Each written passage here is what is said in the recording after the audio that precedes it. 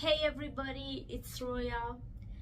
Today's painting is a self-portrait where I wrestled with a bunch of concepts that are scary to me.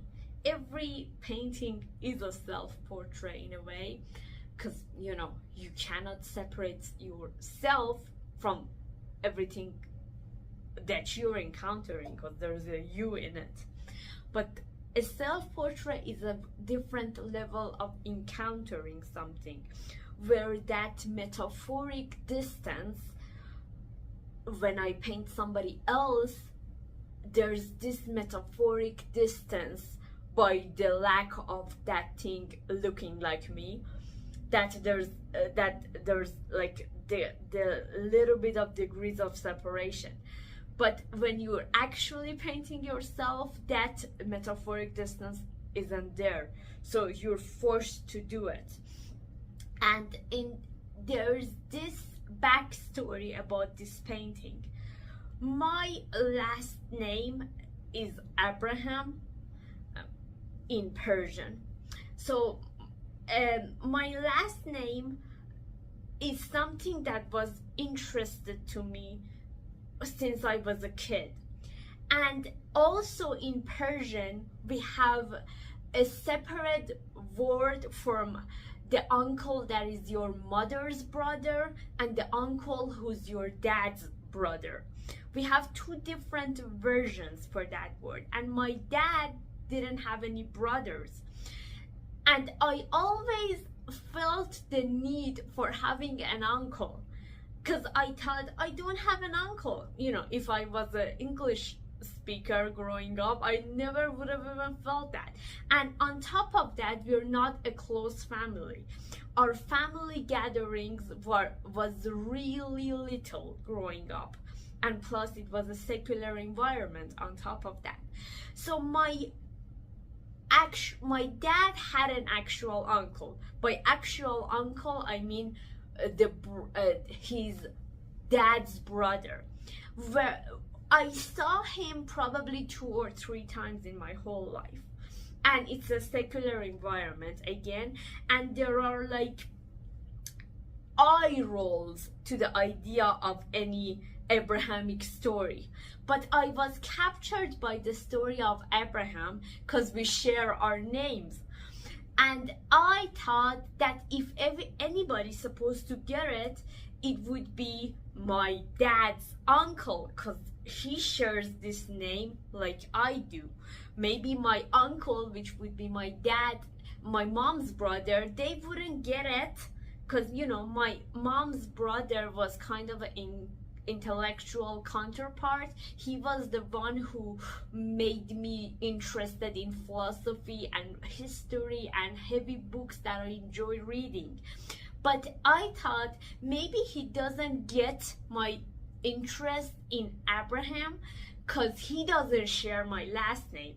So I don't have any uncle. So now that I have an opportunity to spend time with my dad's uncle, maybe I can share my passion for the story of Abraham with him, and maybe he would get it. So we were in this family gathering, and I shared the Abraham story of sacrificing his kid with him, and how at the last minute God decided to send the ram animal instead, and the Ishmael was saved. I don't know, Ishmael is the right word? Yeah, Ishmael was saved, okay? Because I'm thinking of like 3 languages when I'm recounting these stories, so forgive me for any kind of incoherent in names. Like I said, my last name is Abraham, but in Persian. So point is, after I finished the story, I said, I see myself in these characters. And he said, no, if you're following these kinds of stories, you're the sheep who's blindly following the stories. You shouldn't sacrifice your kid if some deity asks you to. If you do that, you're the sheep, you're the ram in the story. And my little whole mind was like, okay, my vulnerability in recounting that story was crushed, and I didn't have any response to his objecting. And fast forward to when I painted this painting, there's this Rilke poem where he recounts the story of Jacob wrestling with angel, and he says what we constantly desire is to be defeated by something bigger than us.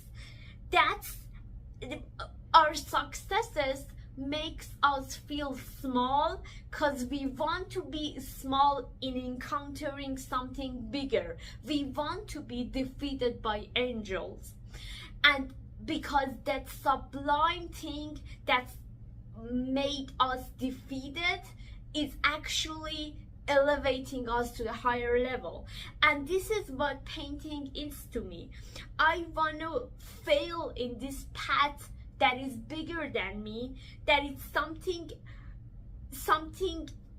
that is worth being a failure encountering it.